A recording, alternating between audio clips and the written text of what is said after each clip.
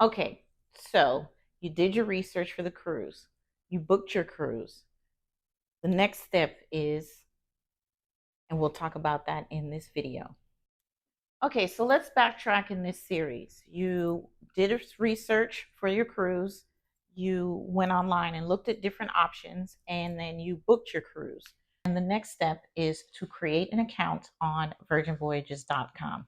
Once you have done so, you can also make updates to your account with any matching programs, and Virgin Voyages will status match you. For example, if you cruise on Royal Caribbean and you have a status with them, you can carry that status over to Virgin Voyages and they will match you.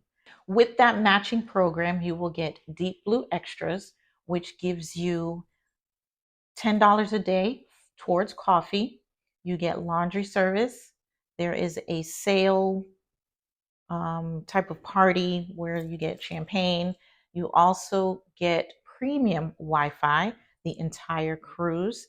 And I'm not sure about the bar tab. I know for myself, I don't use any status because I just sail with Virgin Voyages. I get $100 bar tab bonus, which I can use to purchase any type of alcohol while I am on the cruise. So those are the items that you get when you have a status that is matched by Virgin Voyages. Okay, so after you create your account, the next step is to download the Virgin Voyages app. If you have Apple, you would go to the Apple Store, and if you have Android, you will go to the Google Play Store. The app is very important to have prior to your trip all the way through the trip on the cruise. It ties you to everything that's going on with the cruise. Uh, Once you have downloaded your app, you will complete the 7-step check-in process, which is your standard emergency contact. You will also need to answer a few questions on there. They will ask you for your passport information. Passport information. You cannot travel on Virgin Voyages without what? Your passport. They don't do birth certificate. No, no, you're not get plenty people on board without a passport. Okay? All right.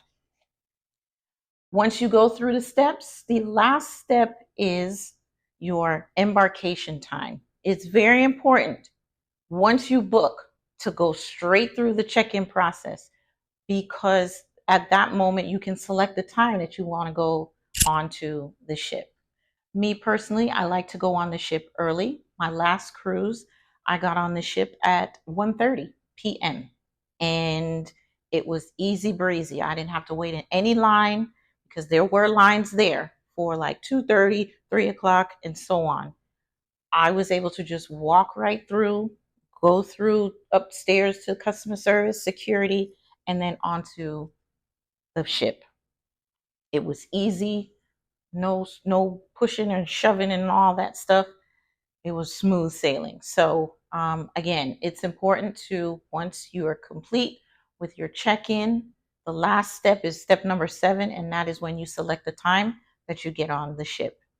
Because once you get on, you are able to go to your cabin, drop off your baggage. You're able to walk freely on the ship. You can get some ice cream. Who doesn't like ice cream?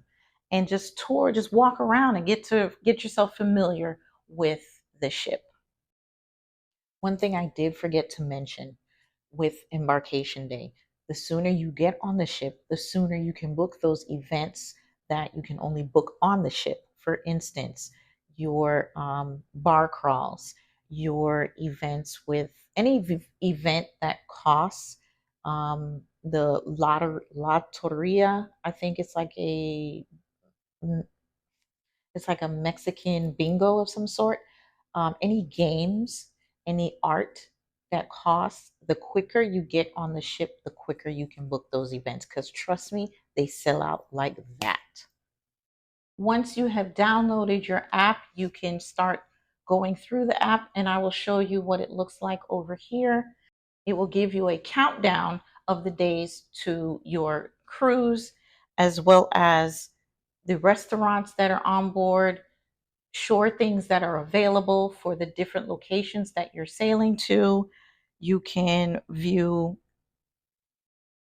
if you have a bar tab, you're able to go through and see how much bar tab is available to you. I will go through an in-depth view of the Virgin Voyages app in the next video right here when it's ready. Thank you for watching, and I will see you in the next video. Bye.